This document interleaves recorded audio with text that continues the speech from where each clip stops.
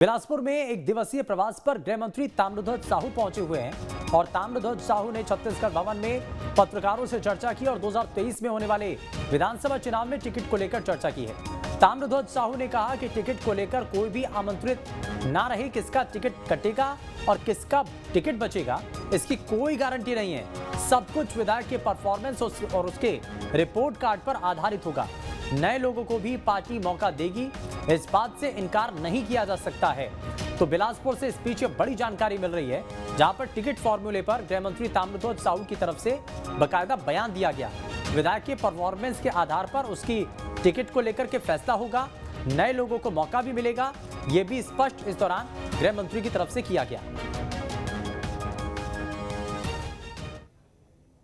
माननीय मुख्यमंत्री जी ने स्पष्ट तौर पर कहा है कि विधायकों को जानकारी देते जा रहे हैं कि कहां पर क्या कमी है उनकी काम में, व्यवहार में या दौरे में। इसकी जानकारी माननीय मुख्यमंत्री जी हर विधायक को दे रहे हैं। कितने लोगों का टिकट कटेगा इस बार? इसकी कोई गारंटी नहीं होती।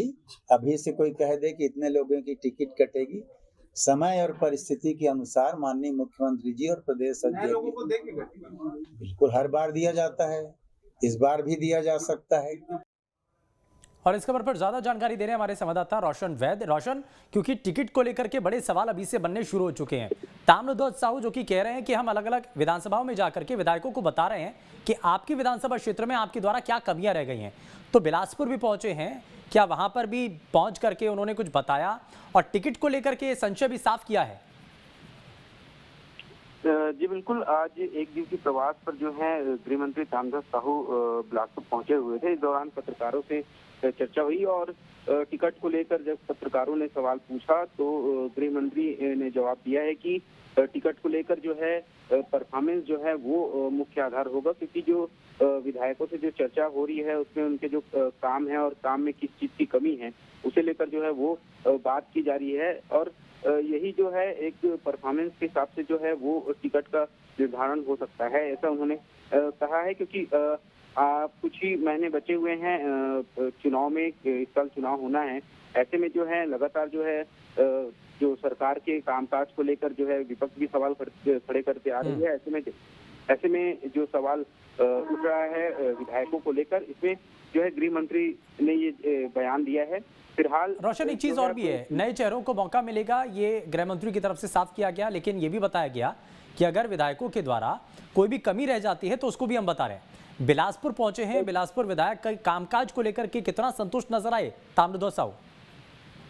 फिलहाल जो है बिलासपुर की बात उन्होंने प्रॉपर इसके लिए उन्होंने नहीं कहा है। फिर जो बातें जो है जो कांग्रेस के सभी विधायक हैं उन्हें उनके काम को लेकर, उनके परफॉर्मेंस को लेकर जो कमी है उसके बारे में बताया अभी फिलहाल जा रहा है। और जो चुनाव है उसके लेकर जो है विधायक को परफॉर्मेंस अच्छा हो और उसे और कैसे बेहतर करें उसके बारे में जो है वो बात कही जा रही है। फिलहाल अब देखना होगा कि जो नए चेहरों को मौका देने की जो बात है वो पहले भी कही है कि जो नए चेहरों को मौका दिया जाता था, इस बार भी नए चेहरों को मौका दिया जा सकता है, लेकिन जिसकी वो रहेगा परफॉर्मेंस के हिसाब से जो है वो रिपोर्ट कार्ड आधारित होगा और उस हिसाब से जो है टिकट दी जाएगी। रिपोर्ट कार्ड बनना रोशन शुरू भी हो चुका है और इसीलिए ताम्रध्वज साहू समेत जो और कैबिनेट के मंत्री हैं वो अलग अलग जगहों पर जा भी रहे हैं, बकायदा रिपोर्ट कार्ड तैयार कर रहे हैं।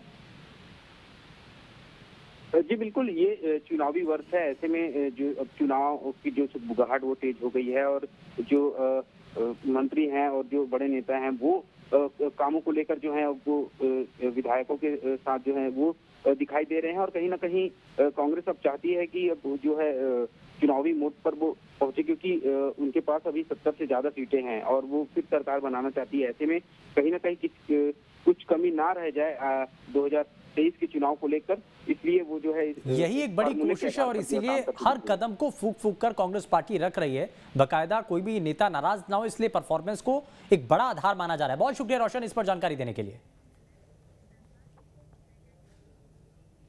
छत्तीसगढ़ में इसी साल विधानसभा चुनाव होने वाले हैं, जिसको लेकर अब तमाम पार्टियां प्रदेश में एक्टिव हो चुकी हैं। अब इसी के तहत एनसीपी के यूथ विंग के राष्ट्रीय अध्यक्ष धीरज शर्मा रविवार को एक दिवसीय दौरे पर बिलासपुर पहुंचे। इस दौरान उन्होंने दो बड़े ऐलान किए। पहला तो ये कि एनसीपी आने वाले समय में छत्तीसगढ़ में बड़ा आंदोलन करेगी और दूसरा उन्होंने प्रदेश में गठबंधन को लेकर कहा कि एक विचारधारा वाली पार्टी को एक साथ मिलकर चुनाव लड़ना चाहिए। हालांकि उन्होंने ये भी कहा कि अगर प्रदेश में सम्मानजनक सीटें एनसीपी को मिलती हैं तो गठबंधन हो सकता है। इसके साथ ही उन्होंने बीजेपी पर जमकर निशाना साधा।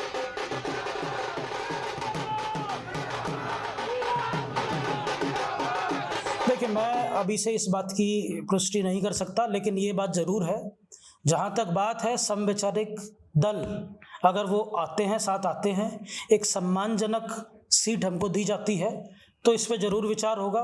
और शरद पवार साहब की हमेशा कोशिश यही रही है पूरे देश में कि सांप्रदायिक ताकतों को दूर रखने के लिए अगर सेक्युलर फ्रंट साथ में आके काम करते हैं तो सबसे पहली शुरुआत हम लोग करने के लिए तैयार हैं। मुख्यमंत्री भूपेश बघेल रविवार को बालोद पहुंचे, जहां उन्होंने जिले के कलंगपुर गांव में प्रांतीय कलार